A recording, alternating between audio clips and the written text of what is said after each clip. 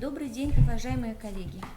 Мы вас приветствуем на Республиканском методическом объединении классных руководителей. Сегодня у нас присутствуют гости. Хочу представиться. Меня зовут Попова Ванда Цветановна. Я методист Центра развития общего образования, социализации и воспитания личности. Со мной рядом находится моя коллега Костромина Ирина Викторовна. Она является заместителем председателя Республиканского методического объединения классных руководителей, является сопредседателем. Также она является заместителем директора по учебно-воспитательной работе гимназии номер 1 и учителем начальных классов. Также сегодня на нашем заседании присутствует учитель начальных классов Чукичева Евгения Сергеевна, участник конкурса и один из призеров конкурса «Классный-классный». Сегодня присутствует на нашем заседании Карпов Дмитрий Викентьевич, председатель общественного совета, председатель Сыктывкарского городского отделения ветеранов Афганистана. И по плану у нас сегодня должен был присутствовать Козлов Анатолий Александрович, офицер-воспитатель кадетского класса школы номер 1 села Выльгард. Но по некоторым причинам мы его выступление переносим на следующее заседание Республиканского методического объединения. Хотелось бы вам сегодня напомнить о повестке нашего заседания. Повестка считаю, что очень насыщенная, программа у нас нашего заседания насыщенная. На повестке у нас итоги республиканского этапа конкурса «Классный-классный» в 2019 году. Сегодня у нас презентация консультационного центра, в частности, программы «Родительская академия», которая открыта у нас в рамках программы консультационного центра, одна из программ. Также сегодня мы презентуем программу просвещения родителей гимназии номер 1.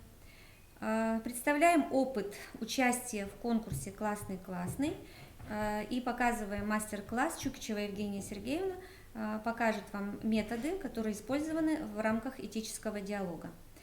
Также сегодня один из вопросов – это у нас о патриотическом воспитании школьников. И мы хотели бы еще сказать о том, что у нас сегодня завершен уже этап принятия заявок республиканского международного конкурса «Уроки Победы». Об этом мы тоже сегодня хотели бы несколько слов сказать. Ну и, как всегда, у нас некоторые планы и перспективы деятельности РМО, не только на этот учебный период, на этот учебный год, но и на следующий период, начиная с Нового года. Вот позвольте с такой повесткой дня наше сегодняшнее заседание считать открытым. И я хотела бы сказать буквально несколько слов о том, как у нас завершился конкурс «Классный-классный». Как вы знаете, этот конкурс у нас проводится в институте по заказу Министерства образования, науки и молодежной политики. И это достаточно новый конкурс, который вступил, так скажем, в силу. И мы сейчас уже имеем некоторые результаты. Поскольку этот конкурс проводится в 2 этапа, один из этапов был заочным. Нам поступили уже заявки на то, чтобы нам обосновали, какие требования мы должны учитывать при разработке программ для классных руководителей.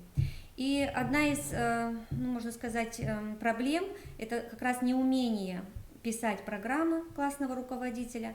Скорее всего, это не проблема классных руководителей, а проблема всего педагогического сообщества Республики Коми. В связи с тем, что курсы классных руководителей практически не проводятся, а не проводятся только по той причине, что мы, конечно же, понимаем, что в первую очередь учителя у нас занимаются по программам направления, каждый по своей специфике, рода деятельности и должностным обязанностям. Естественно, классное руководство – это как дополнительная функция, и каждый специалист, он занимается по программе самообразования. И поэтому нам в нашем Республиканском методическом объединении необходимо выработать подход к программе классного руководителя. Очень часто происходит подмена. Не программа представляется, а именно план. Чем отличается программа от плана? Это тема нашего следующего заседания. Сегодня мне бы хотелось обратить внимание на то, что у нас по конкурсу «Классный-классный» было 2 номинации. Одна из номинаций – это приняли участие педагоги, имеющие стаж работы до 5 лет. И в этой номинации у нас выявлены следующие победители. Первое место занял Гаврилов Александр Сергеевич, второе место Чукичева Евгения Сергеевна, третье место Попова Ксения Александровна и четвертое место Лисицына Екатерина Витальевна. В номинации «Классные руководители, имеющие общий стаж работы более 5 лет» на момент проведения конкурса победителем стала Евсеева Нина Николаевна, Потапова Татьяна Александровна на 2-м месте, Ишутина Оксана Александровна на 3-м месте, и по баллам Кетова Людмила Николаевна и Симакова Анна Анатольевна. То есть вот получается, что призовые места на этапе очном были присуждены именно по номинациям данным специалистам из различных муниципальных образований Республики Коми. Также хотелось бы сказать о том, что председателем жюри данного конкурса была Уваровская Ольга Валентиновна, доцент, преподаватель Сыктывкарского государственного университета. Как член жюри, как эксперт, как председатель, она очень подробно выступила на форуме образования государства общества, и все методические рекомендации, которые она предложила, мы предлагаем вам с ними познакомиться на нашем портале «Открытое образование», образовательное пространство в разделе «Материалы форума». Именно наша секция так и называлась «Классный руководитель, руководитель класса». Ну вот сегодня Ольги Валентиновны с нами она не присутствует, поэтому ее презентацию, конечно, мы не сможем озвучить, но если есть такая необходимость, мы этот вопрос и дальше будем анализировать эту тему, и Ольгу Валентиновну обязательно пригласим. Очень кратко, следующий вопрос, который бы мне хотелось осветить, это наша программа консультационного центра «Родительская академия». Она уже стартовала, и есть уже некоторые первые результаты. Но прежде чем познакомить с результатами, мне бы хотелось несколько слов сказать о самой программе. Мы работали над этой программой в течение нескольких лет и считаем, что в связи с тем, что очень много сегодня кризисных процессов происходит, и далеко не все вопросы, связанные с обучением родителей и подготовки к семейной жизни, сегодня каким-то образом прорабатываются в стенах образовательной организации, то, конечно же, мы опираемся на опыт, тысячелетний опыт отечественной педагогики, рассматриваем философские суждения. Одно из определений, на которое я опираюсь, это философ, выдающийся философ Иван Ильин. И в его высказывании это семья как высшая человеческая ценность, наиважнейший фактор формирования личности человека. Наверное, с этим невозможно поспорить. Также хотелось бы сказать о тех документах, в которых говорится тоже о семейной политике и о понимании безусловных ценностей семьи. И связь именно семейных ценностей с ценностями гражданственности, патриотизма и отечества. И, конечно же, в связи с тем, что в концепции духовно-нравственного воспитания и развития личности гражданина России обозначены приоритетные ценности, в основе, конечно же, подход именно семейно-веческий, культуросообразный и патриотизм, как одна из главнейших ценностей. Что в рамках родительской академии сегодня уже имеется? Мы имеем сайт данной программы. Родительская академия – это один из пунктов программы в целом, которая называется «Поддержка семьи». И консультационный центр, он имеет много различных направлений, в том числе, вот вы видите здесь и виртуальный логопункт, и методические материалы, и консультирование, но в родительской академии основных 3 клуба, которые уже задействованы, которые работают. Это семейный клуб «Моя семья», школа успешных родителей и школа будущих родителей. Заседания клуба «Моя семья» уже состоялись, и 14 ноября планируется следующее заседание, о чем я вам сейчас и сообщаю, и приглашаю вас, кому интересна эта тема. Занятие в клубе будет посвящено теме отцовство, отечество, мужественность. И вот этой теме, конечно же, сегодня в рамках родительского клуба уделяется одной из главных приоритетных задач. В связи с тем, что у нас и только что недавно установлен в Республике Коми День Отца, он недавно отмечался нашими семьями в Республике Коми, и сейчас в преддверии уже Дня Матери, который тоже будет последнее воскресенье отмечаться в ноябре месяце.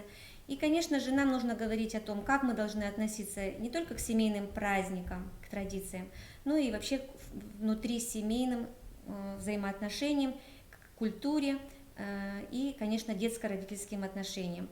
И, конечно, основная функция о попечении о семье возлагается на мужчину, как защитника, как главы семьи, как хозяина в доме.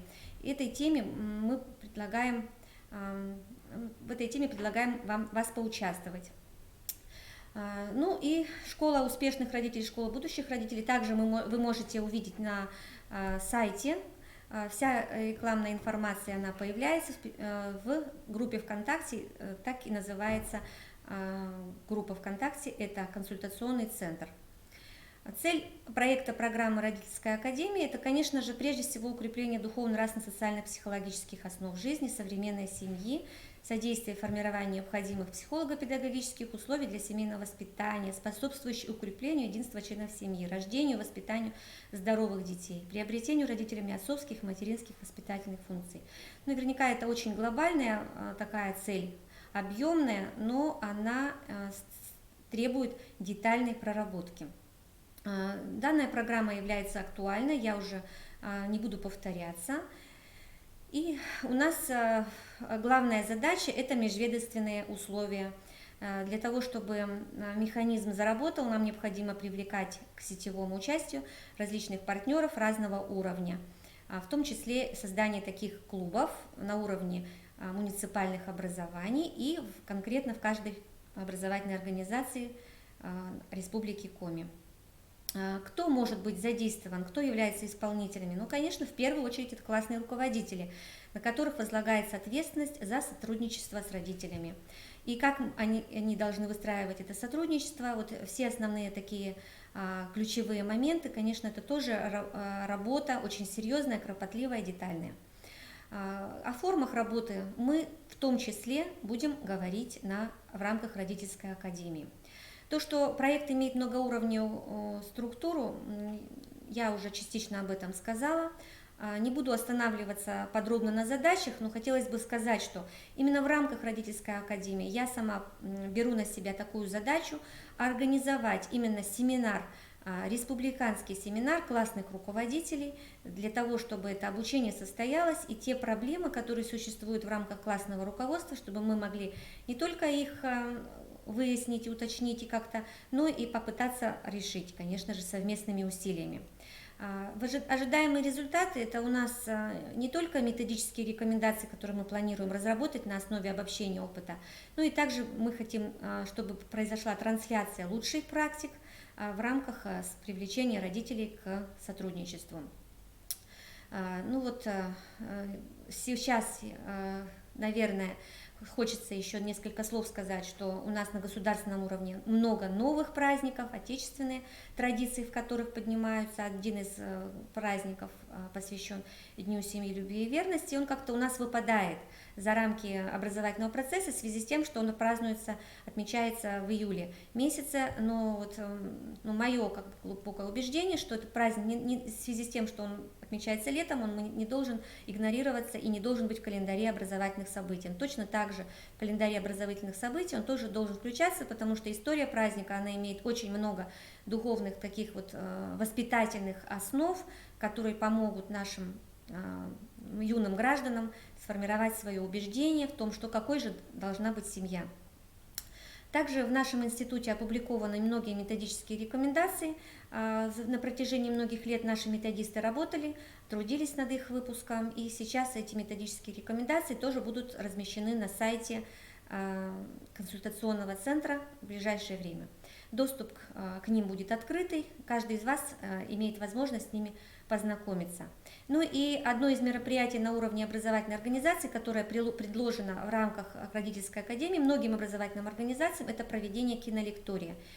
Наша задача показать, каким образом средствами кино мы можем организовать ту или иную дискуссию, выявить проблему, организовать просвещение родителей. И, конечно, самое главное для нас – это в убедительной форме показать, что ребенок и родитель – это самые главные друг для друга люди, которые должны очень бережно друг к другу относиться. Консультационный центр имеет страничку ВКонтакте, я уже вам говорила об этом, и эту страничку ВКонтакте мы общими усилиями заносим ту информацию, которая связана с новостями, ну и стараемся, конечно, также просветительской деятельностью заниматься. Вот я завершаю показ данной программы и надеюсь, что в рамках родительской академии мы найдем очень много возможностей в плане привлечения к кинолекторию различных родительских сообществ. И одна из программ, которая является частью родительской академии, это программа гимназии номер 1 города Сыктывкара. И как раз Ирина Викторовна Костромина, она вам сейчас об этой программе расскажет. Передаю слово. Добрый день, уважаемые коллеги! Я хочу поделиться с вами нашими наработками.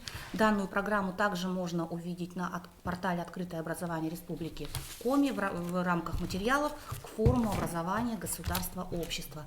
Сама программа в электронном виде выглядит вот таким вот образом.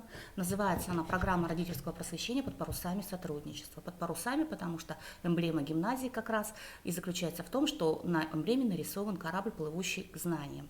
Программа достаточно объемная, она содержит не только теоретические основы, но и много практических материалов, наработанных коллегами моими из гимназии номер 1. Это и родительские собрания, это и классные часы, это и мероприятия на различных уровнях, на уровне параллели, на уровне класса и на уровне всего сообщества. Вот как раз мы уже сейчас с вами и видим эти материалы. С 27 странички они у нас начинаются. Непосредственно вот с первое приложение – это родительское собрание «Сделаем детство ярче», ну и много других мероприятий. Кого заинтересует, на сайте можно будет увидеть саму программу. Ну а сейчас хочется вас немножечко с ней познакомить. Итак, программу составили мои коллеги, учителя начальных классов гимназии номер 1. Хочется начать так же, как Иванна Цветановна, с эпиграфа Льва Косиля. Семья и школа – это берег и море. На берегу ребенок делает свои первые шаги, а потом перед ним открывается необозримое море знаний. И курс в этом море прокладывает школа. Но это не значит, что он должен совсем оторваться от берега. Социальное, семейное и школьное воспитание осуществляется в неразрывном единстве. Одно из ключевых направлений реализации программы воспитания и социализации учащихся на уровне начального и основного общего образования является как раз повышение педагогической культуры родителей и их просвещение. Педагогическая культура родителей обучающихся – один из самых действенных факторов их духовно-нравственного развития и воспитания, поскольку уклад семейной жизни представляет собой один из важнейших компонентов, формирующих нравственный уклад жизни всего общества. Новизной данной программы мы считаем то, что в программе выработаны новые стратегические подходы по взаимодействию семьи и школы для успешного развития ребенка как личности. Целью данной программы является создание оптимальных условий функционирования и совершенствования сотрудничества в организации работы с родителями, объединение усилий педагогического коллектива и родителей в развитии ребенка как личности. Треугольник наш родители, учителя и дети неразрывно связан как в обучении, так и в воспитании. Перед собой мы поставили также ряд задач, их немного, потому что мы все реализовать не сможем. Мы поставили для нас самые актуальные задачи. Вы их можете увидеть на слайдах, я их перечислять не буду. Ну и какие же принципы? В основе сотрудничества, взаимодействия семьи и школы должны лежать принцип взаимного доверия и уважения, поддержки и помощи, терпения и терпимости по отношению друг к другу. Формулируя принципы, мы решили обратиться к эмблеме гимназии. Она представлена на слайде в верхнем левом углу.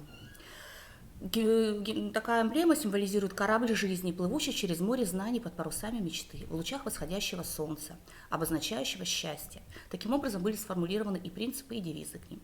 Первый принцип – это принцип согласия. Прежде чем плыть, нужно договориться на берегу. Исходный принцип подразумевает обоюдное понимание воспитательной цели и взаимное доверие партнерам. Общим итогом реализации принципа согласия является единая воспитательная позиция школы и семьи по отношению к ребенку. Второй принцип – это принцип сопряжения. Если хотим доплыть, гребем в одну сторону.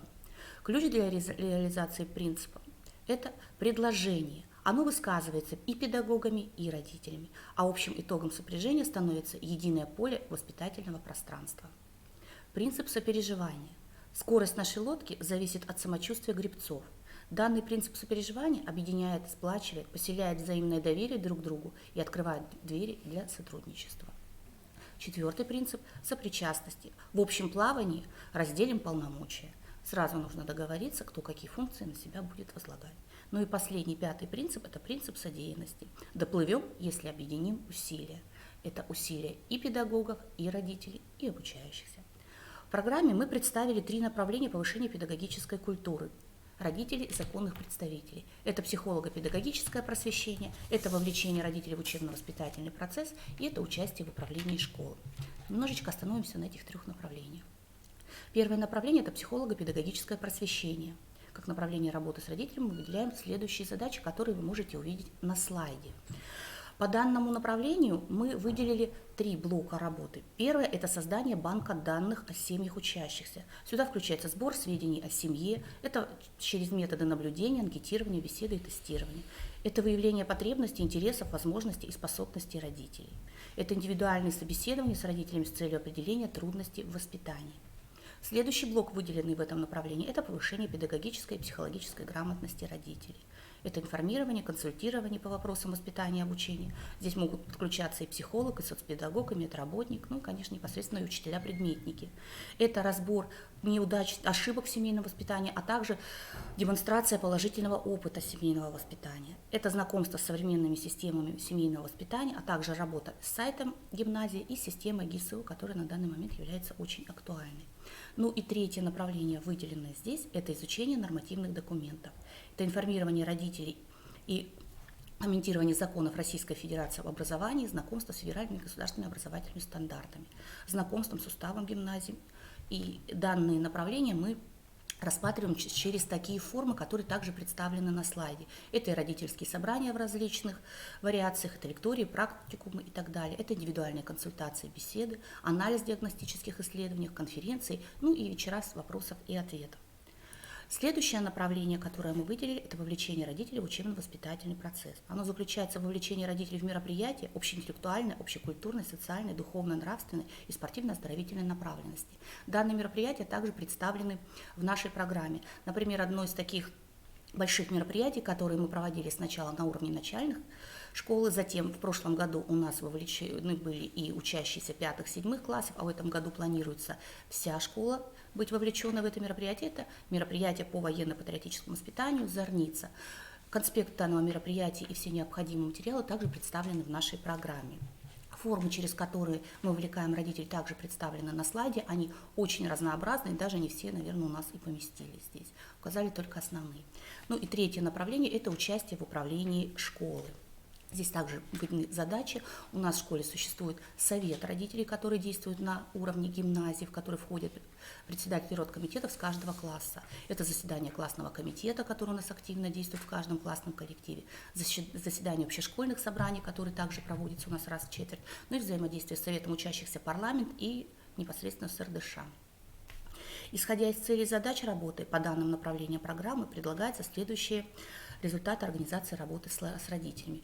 Те планируемые результаты, которые мы хотели бы получить, вы как раз также можете увидеть на слайде. Мы надеемся, что, конечно, мы стремимся к этим результатам, и мы их все-таки получим. В целом модель организации работы с родителями можно представить вот таким вот образом. Здесь прописана цель, задачи, принципы работы, направления, формы, через которые эти направления реализуются. Это уровни реализации, если вы увидите, то у нас делится на 3 уровня. Это сообщество всей начальной школы. Почему начальная? Потому что программу разработали учителя начальных классов. Это сообщество параллели, у нас мероприятия часто проходят по параллелям, и сообщество класса. Если рассмотреть систему работы с родителями, то мы работаем как с помощью ресурсов гимназии, это учебные кабинеты, библиотека, стадион, рекреации, актовый зал и так далее, так и внешние ресурсы. Мы сотрудничаем с музеями, театрами, библиотеками, очень плотно начали работать с Монди, ЛПК и так далее. Сюда также входит обеспечение и планируемые результаты. Модель также представлена непосредственно в самой программе. Опять представлены 3 уровня, которые мы реализуем. И хочется, прежде чем перейти к циклограмме, сказать, что, как звучит один из школьных афоризмов, самое сложное в работе с детьми – это работа с их родителями. И главными задачами в этом направлении является сплочение сил, установление взаимосвязи родителей и детей, создание комфортной атмосферы для всех сторон образовательного процесса, а также всестороннее систематическое изучение семьи, особенностей и условий воспитания ребенка. Работа с родителями всегда считалась и считается одной из самых трудных в педагогической деятельности учителя. Эффективность воспитания ребенка во многом зависит от того, насколько тесно взаимодействуют школа и семья. И задача педагога – сделать родителей своими союзниками в деле воспитания и обучения ребенка, чтобы родители из пассивных наблюдателей стали активными участниками процесса воспитания и обучения своих детей. И мы очень к этому стремимся, вовлекаем наших родителей в мероприятия различного уровня. Важно установить партнерские отношения с семьей каждого ребенка, создать атмосферу взаимной поддержки и общности интересов, чтобы в коллективе детей и родителей была атмосфера добра, взаимопонимания и доверия. Чтобы помощь родителей была действенной, их нужно обучать, обмениваться опытом, обсуждать проблемы, совместно искать пути и способы решения. Таким образом, в гимназии разработан ряд мероприятий, в том числе и традиционные на уровне сообщества начальной школы, общества параллели и класса. Как раз мы можем увидеть циклограмму тех мероприятий, которые проводятся в гимназии на уровне начальных классов. Мы разбили их по месяцам, указали ответственных, и непосредственно сами мероприятия, которые для нас стали уже традиционными. На следующей циклограмме мы выделили мероприятия на сообществе параллелей начальных классов, которые также мы проводим на каждой параллели ежегодно, добавляя новые в зависимости с календарем памятных дат. И последнее – это на уровне класса. Конечно, каждый классный руководитель добавляет свои изюминки в свою воспитательную работу с родителями, но и есть те мероприятия, которые проводятся во всех классах. Также по месяцам разбитые в циклограмме вы тоже сможете их наблюдать. И закончить хочется словами: начни с сотрудничества и сделаем мир лучше. Будем сотрудничать с нашими родителями, сделаем им нашими партнерами, помощниками, и воспитание наших совместных детей с родителями будет намного успешнее. Если наша программа вас заинтересовала, вы можете с ней ознакомиться на сайте форума, и я думаю, что на страничке РМО классных руководителей в ближайшем времени она тоже появится. Благодарю вас, Ирина Викторовна, за столь содержательное выступление, которое как раз показало преемственность, и уже одним из звеньев нашей родительской академии очень плодотворно сотрудничаем и работаем над тем, чтобы не только программа была качественной, но и чтобы сотрудничество осуществлялось и давало те результаты желаемые, которые прописаны. Да, Ирина Викторовна? Да. И следующий вопрос на повестке – это у нас анализ методического обеспечения классных часов. И в рамках конкурса «Классный-классный» Чукичева Евгения Сергеевна стала победителем, то есть она заняла 2-е место в конкурсе, и ее опыт мы сегодня представляем на нашем заседании Республиканского методического объединения классных руководителей. Евгения Сергеевна, можно сказать, учитель начальных классов, она очень затронула у всех членов жюри самые лучшие струнки души, очень трогательно сотрудничала во время этического диалога с ребятами. И ребята, я хочу сказать, именно ту обратную связь передали, которая обычно должна быть в рамках таких этических диалогов. Этический диалог в рамках классного-классного, он не всеми до конца был как технология, не все этапы были просматривались в рамках этих занятий, а вот Евгения Сергеевна, она как раз справилась с этой задачей, очень трудной задачей. Ни один из этапов этического диалога не был упущен. И сейчас я слово именно уже передаю нашему конкурсанту, победителю и учителю начальных классов. Пожалуйста, Евгения Сергеевна. Здравствуйте, уважаемые коллеги! Я бы хотела вам рассказать о своем опыте участия в республиканском конкурсе «Классный-классный». В очном этапе участники конкурса представляли классные часы, и мой классный час назывался «Умение прощать – это сила или слабость». Я провела этот классный час с учениками 7 классов. Цель классного часа целью являлась способствовать углублению подростков нравственного смысла прощения. Форма проведения была выбрана как этическая беседа. Для организации беседы мы использовали психолого-педагогическую технологию этического диалога, автором которой является Алла Ивановна Шамшурина. Эта технология включает школьника в живой диалог о волнующих его проблемах собственной жизни и путях самоопределения, позволяет ему задуматься об их нравственной основе, что как раз соответствует теме нашего классного часа. Этический диалог имеет очень четкую структуру. Он состоит из 5 этапов, которые вы видите на слайде, и я бы хотела подробнее остановиться на каждом из этих этапов. Первый – это вывод школьников на проблему. Целью этого этапа является эмоциональное сосредоточение в процессе диалога на этических ориентирах человеческой жизни. Этот этап может быть организован с помощью разных средств – интригующего вопроса, суждения, предложенной для анализа ситуации и так далее. Я в своем классном часе использовала рассказ «Юшка» Андрея Платонова. Эту историю вы можете прочитать на слайде. Она о пожилом мужчине, которого зовут Юшка, которого обижали в его родном городе, и в одной из драк он погиб. И затем в этот город приехала девушка, о которой он заботился. Она узнала о том, как умер Юшка, однако в память о нем, о его доброте, она простила всех жителей города и осталась жить и работать в этом городе, помогая нуждающимся. Следующий этап – это построение логической цепочки развития мысли. Основным побудителем на этом этапе служат вопросы «почему?», «как вы думаете?». Последовательные, углубляющие проблему вопросы выстраивают пошаговую структуру цепочки, организуемый процесс напряженного думания. Это наиболее сложный этап построения диалога, поскольку все время должна прослеживаться единая мысль. Необходимо очень четко ставить вопросы, которые наиболее точно связывают звенья цепочки и обеспечивают ее эмоциональное насыщение. Вопросы, которые мы обсуждали, вы также видите на слайде, они касались истории про Юшку. Также мы поработали со словарем и обсудили значение слова «прощение». Третий этап – это обращение к личности ребенка. На этом этапе были созданы условия для углубления и осмысления школьниками своего личностного «я» в контексте данной проблемы. Этот этап высвечивает перед ними пути нравственного решения непростых вопросов личной жизни, стимулирует самоанализ, самооценку и в связи с этим самосовершенствование. Цепочка последовательных вопросов, углубляющих размышления детей, приводит учащихся к основе проблемы, которая связана с жизнью любого человека, а значит и с жизнью детей тоже.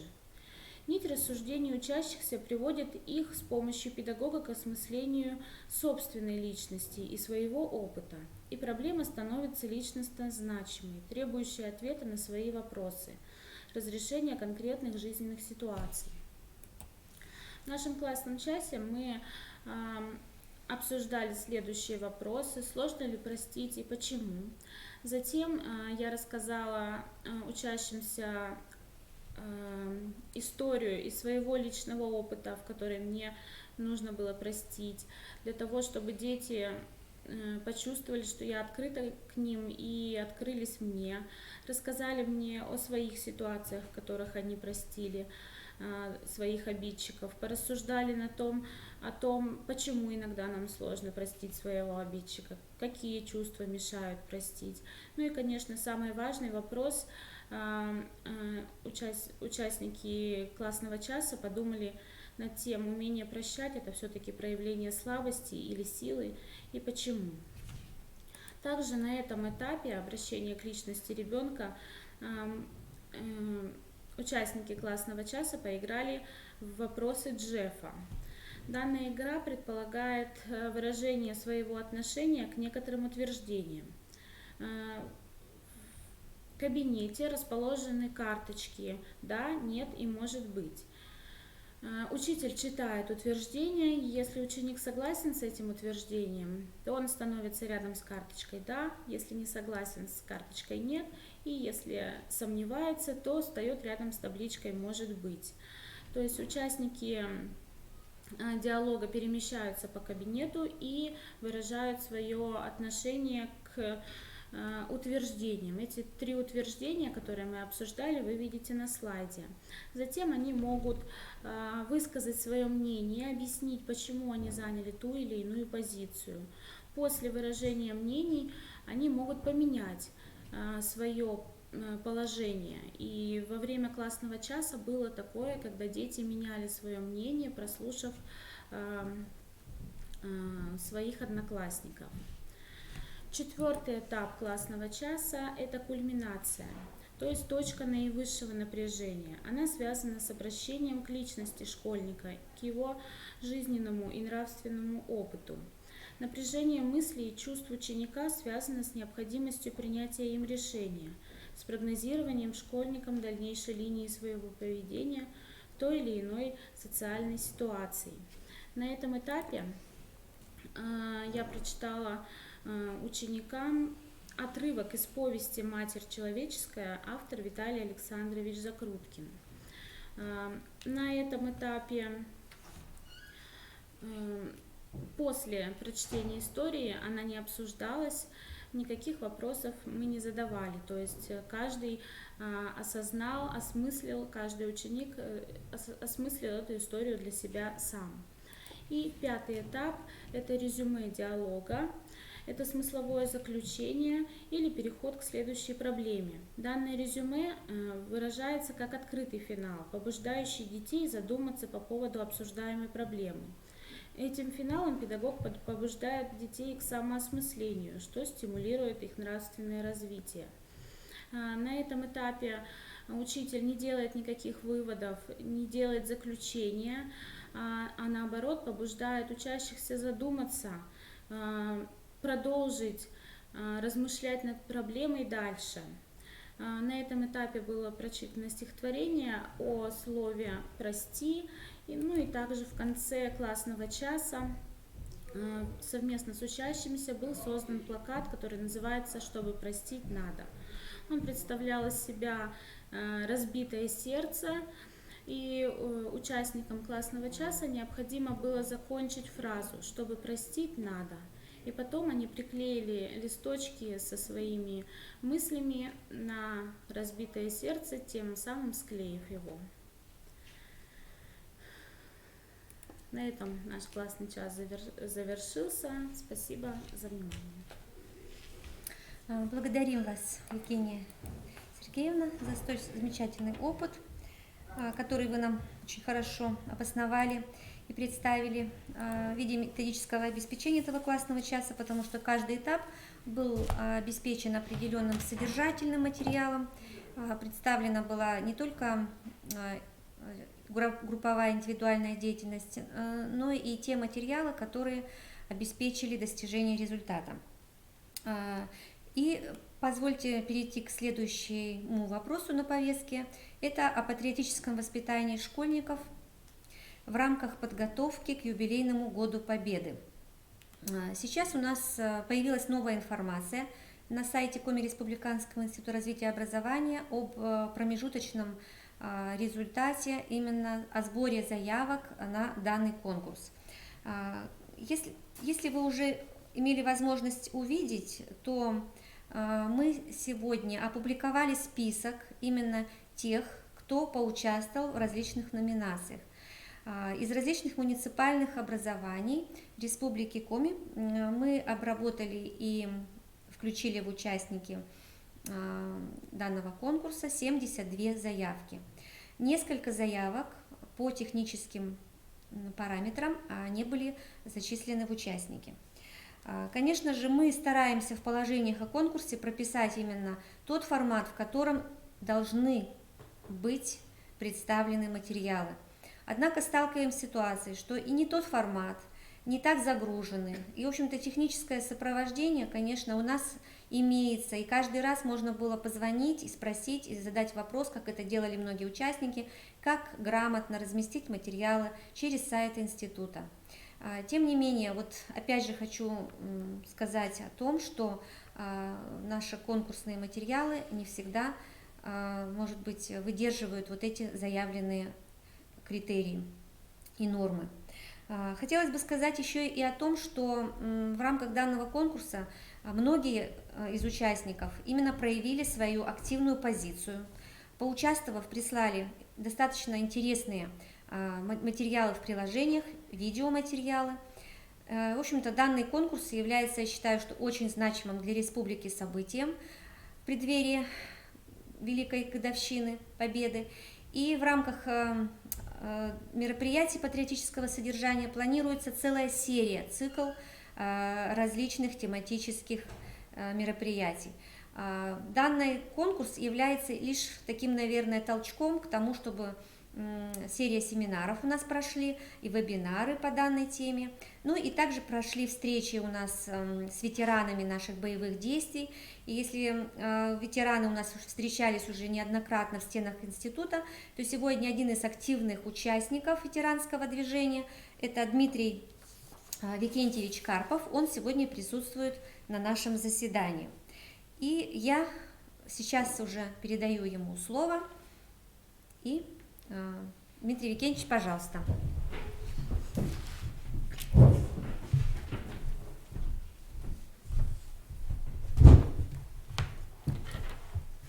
Добрый день, уважаемые коллеги. Я хотел бы поделиться с вами теми мероприятиями, которые прошли в 2018 и 2019 учебных годах. Мы проводили это мероприятие совместно с Координационным советом при главе Республики Коми, Сыктывкарское городское отделение.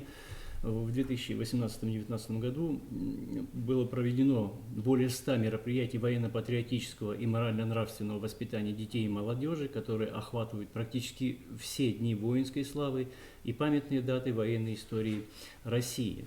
А именно, нами были проведены мероприятия «Уроки мужества», которые проходят во многих школах Республики Коми.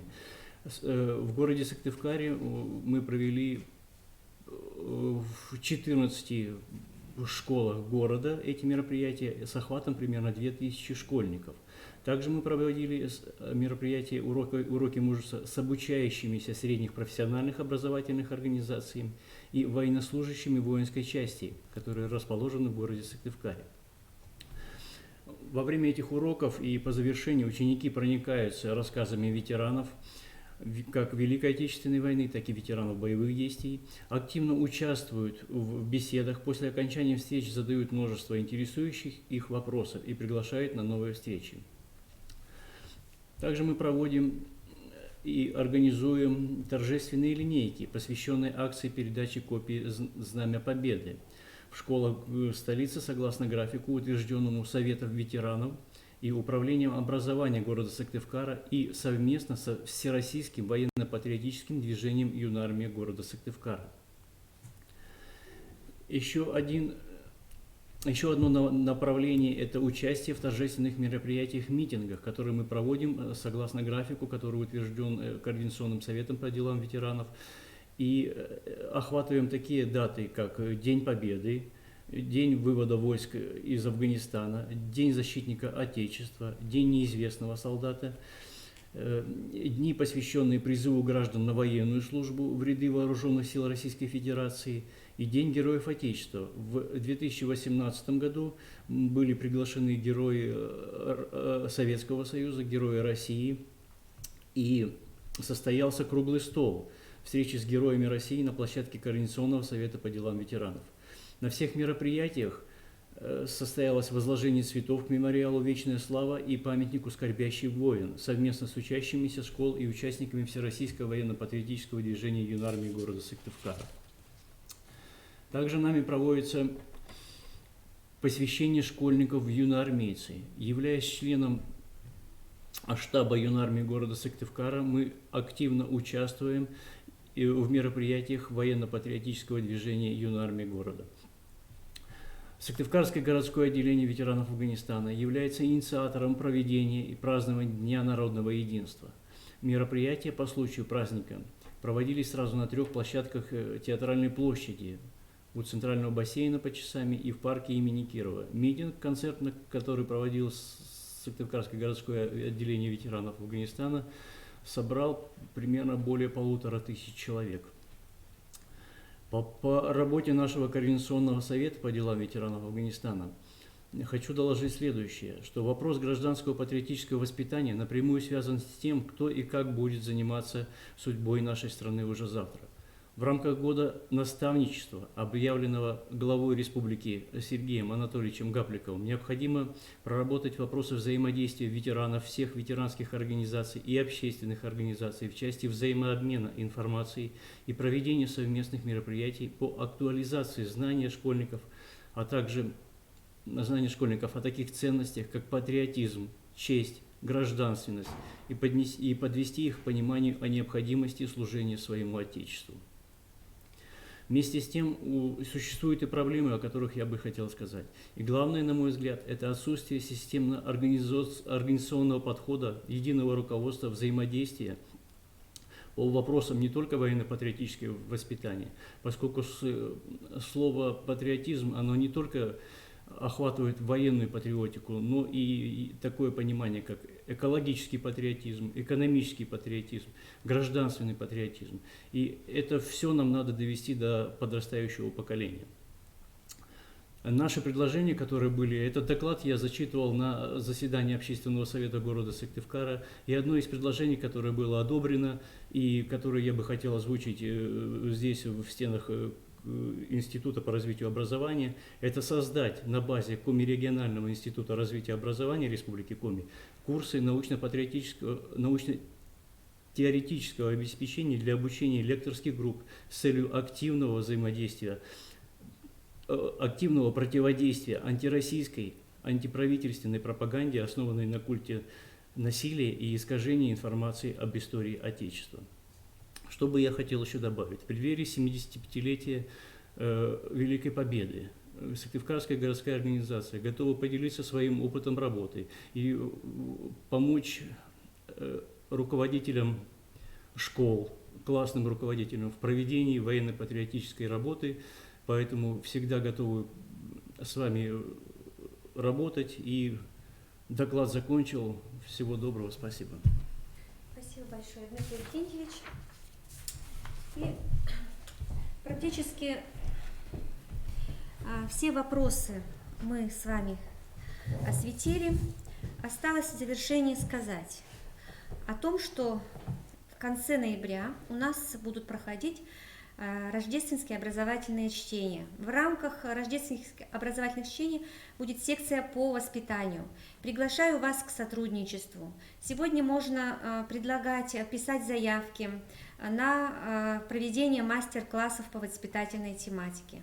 Одна из секций, которая именно будет посвящена практической работе. И мы всегда ждем от вас заявок, ваших предложений, открыты к сотрудничеству. И надеемся, что лучший опыт увидеть сможет вся республика, которая придет к нам на рождественские образовательные чтения. Также хотелось бы всех поблагодарить за участие в данном мероприятии Республиканского методического объединения классных руководителей. Надеемся, что на следующем нашем заседании будет уже больше участников, и мы надеемся расширять количественный состав Республиканского методического объединения. Хотим, чтобы городское методическое объединение тоже подключалось к нашей совместной работе. И надеемся увидеть тоже на будущее заседание представителей городского методического объединения. Всем нам желаю дальнейших успехов в сотрудничестве, в работе, в разработке перспективного планирования и в дальнейших мероприятиях по организации воспитательной деятельности в Республике Коми. И, конечно же, самое основное – это чтобы мы были вместе, чтобы мы были активны, мы были инициативны, открыты для общения друг с другом. Всех благодарю и до новых встреч!